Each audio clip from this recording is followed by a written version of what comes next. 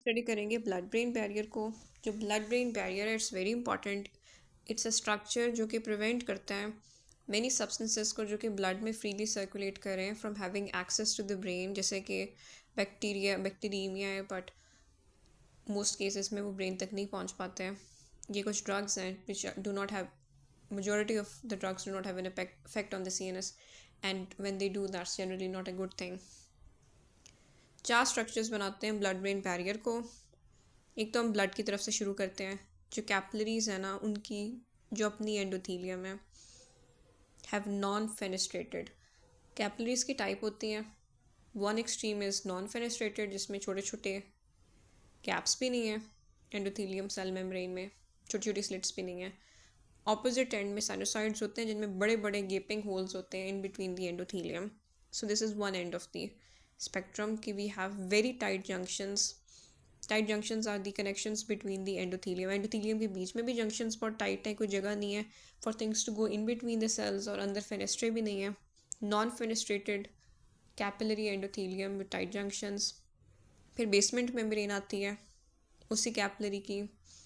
उसके बाद पेरिसाइट्स आते हैं which are supporting cells in the CNS। और फिर आते हैं एस्ट्रोसाइट के फुट प्रोसेसेस। वीव स्टेटेड कि astrocytes have a part to play in the formation of the blood brain barrier and the maintenance of it। तो दो sites हैं जो कि ब्रेन की तरफ ब्रेन पेरेन्काइमा की कंट्रीब्यूशन है, द पेरिसाइट एंड द एस्ट्रोसाइट। और दो कंट्रीब्यूशन है from the capillaries, the endothelium itself without any fenestration with very tight junctions and the intervening basement membrane. क्या चीज़ें पास कर जाती हैं? ग्लूकोज और अमीनो एसिड दोनों की ज़रूरत होती है, स्पेशली ग्लूकोज की। और कोई सोर्स ऑफ एनर्जी ब्रेन इस्तेमाल नहीं कर सकता ग्लूकोज के सिवा। कैसे ट्रांसपोर्ट होती है? कैरियर मीडिएटेड है, कैरियर्स होते हैं एंडोथीलियम की सेल मेम्ब्रेन में। बाकी हमारे पास चीज़ें होती हैं तो ग्लूकोज और अमीनो एसिड्स तो कैरियर मीडिएटेड तरीके से जा रहे हैं ना, उनकी ज़रूरत है। फिर कुछ non polar lipid soluble substances हैं वो आराम से डिफ्यूज़ कर जाते हैं किसी को बताए बगैर। अब एक कॉन्सेप्ट होता है ऑर्गन्स का जिनको हम कहते पार्ट्स ऑफ द ब्रेन जिनको हम कहते हैं circum ventricular organs, because they do not have a blood brain barrier, so they are circumventing, they're finding a loophole। तो इनके थ्रू मॉलिक्यूल्स ना बड़े आराम से गुजर सकते हैं freely, and therefore in these areas brain function is affected. नाम पता होने चाहिए, पूछेंगे कि ये है सर्कमवेंट्रिकुलर ऑर्गन या नहीं। There is the area posterior which is very important because that's a part of the vomiting centre. Chemotherapy एक पेशेंट की गई है मे बी ब्रेस्ट सीए के लिए या फॉर समथिंग एल्स, ठीक है। अब जो कीमोथेरेप्यूटिकल एजेंट्स हैं ना दे कॉज वॉमिटिंग, जिसके लिए हम अर्ली ऑनसेट वॉमिटिंग के लिए हम ऑनसेट, और लेट ऑनसेट के लिए हम एक और ड्रग यूज़ करते हैं जिसका मुझे नाम एप्रिपिटेंट समथिंग। खैर क्यों होता है? Brain is affected, specifically the area postrema, which is a part of the vomiting center. Chemotherapeutic drugs are able to reach it and they're able to initiate the vomiting reflex. So area postrema is one very important example of circumventricular organ that is a part of the brain that lacks the usual blood-brain barrier। एक और example है ऑर्गेनम वेस्कुलोजम laminar terminalis, OVLT। O for organum, V for vasculosum, L for lamina and T for terminalis, and this is the location of the osmoreceptors। तो याद ही करना है ना MCQ के लिए, तो O for OVLT, O for osmoreceptors।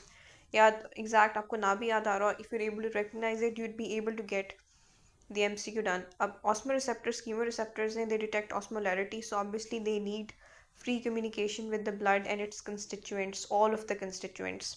So this is an example of a circumventricular organ, a part of the brain which lacks the normal blood-brain barrier। जो neurohypophysis है ना, which is the posterior pituitary, is also a circumventricular organ, इसलिए उसके products directly enter circulation करते हैं, है ना। So the neurohypophysis, the area postrema and the organum vasculosum lamina terminalis, ठीक है। सो ये तीन हमने circumventricular organs याद किए हैं। अच्छा, there are certain things which can disrupt the blood-brain barrier and they would lead to a type of edema known as vasogenic। vasogenic आपने याद करना है blood brain barrier की disruption से blood and vaso is vessel, तो आप इस तरह याद कर सकते हैं। अच्छा, अब कुछ एजेंट्स होते हैं जो कि डिस्टर्ब कर सकते हैं ब्लड ब्रेन बैरियर को। दे कैन आस्क यू कि इनमें से कौन सा agent potentially blood brain barrier की इंटेग्रिटी को कॉम्प्रोमाइज़ करके कुछ चीज़ों के लिए परमिबिलिटी ऑफ ड्रग इंटरफेरेंस को बढ़ा सकते हैं। One of the examples is mannitol. ठीक है, आगे हम डिस्कस करेंगे जो हाइपोथैलेमिक न्यूक्लियाई है ना उनको। अभी आप इसको अच्छी तरीके से याद कर लें। सर्कमवेंट्रिकुलर ऑर्गन्स। अब हम डिस्कस करते हैं हाइपोथैलेमस। इन जनरल हाइपोथैलेमस के क्या क्या रोल्स हैं? होम्योस्टेसिस में रोल है। जो थर्स्ट सेंटर है ना वो भी हाइपोथैलेमस है।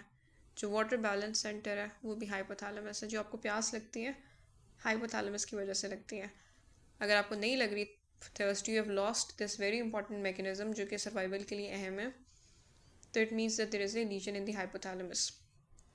ठीक है, हंगर को रेगुलेट करता है थर्स्ट के साथ ही। ऑटोनॉमिक नर्वस सिस्टम का मास्टर लगा हुआ है। टेम्परेचर, ठीक है, इसके दो न्यूक्लियाई होते हैं, एक कूलिंग के लिए रिस्पॉन्सिबल होते हैं, एक हीटिंग के लिए। ठीक है।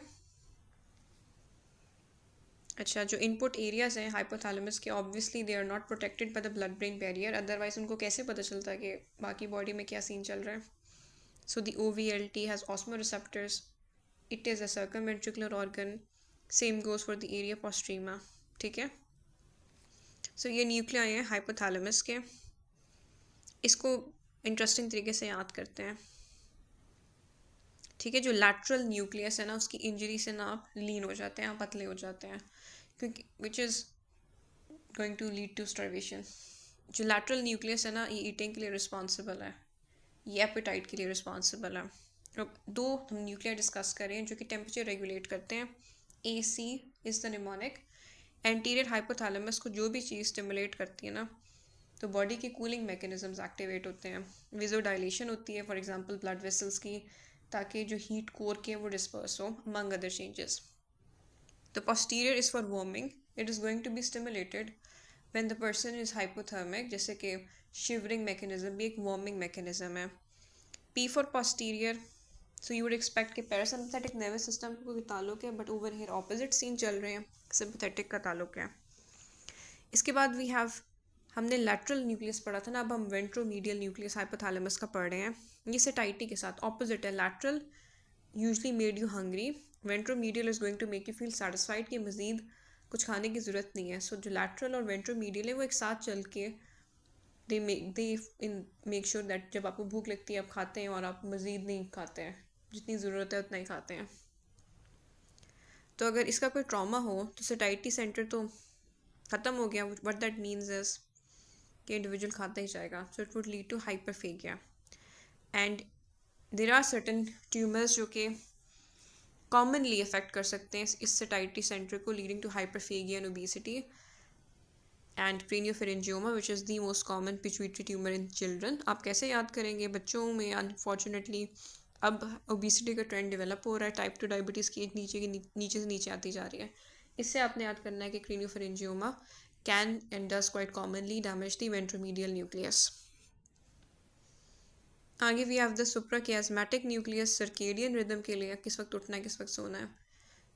अच्छा, प्रीऑप्टिक न्यूक्लियस है, और प्रीऑप्टिक के साथ we also have another one. Preoptic का रोल है थर्मोरेगुलेशन में, ठीक है, सेक्सुअल बिहेवियर में, GnRH को भी रिलीज़ करता है।